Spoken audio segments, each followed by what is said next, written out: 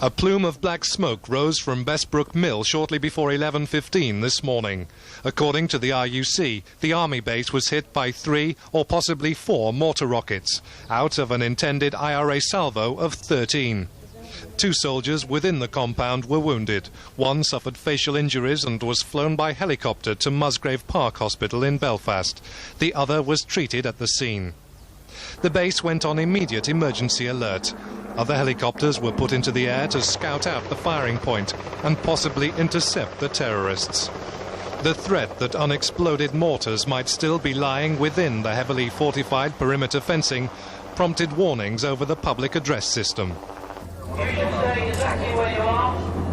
All those in location at the back of the mill should stay where they are until they're given further information over this bit. The police believe 13 mortars were aimed at the base. 3 to 5 of the rockets exploded before they could be launched, wrecking the lorry that the IRA used in the attack.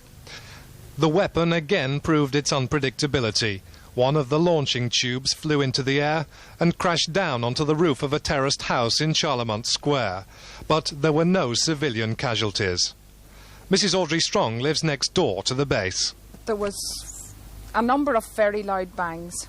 I was in the kitchen. The children had just gone to ride their bicycles. They'd asked, their grandmother lives in the top row, and they'd asked could they go round grannies on their bicycles. The bombs or whatever they are went off. I run out into the yard. My father came from the other direction. He lives next door to me. He caught one of the children, I caught the other, and we run into Mummy's. And we were in Mummy's lounge when the windows came in round us. Parts of the missiles were later recovered in an army follow-up search. Shrapnel was spread over a wide area.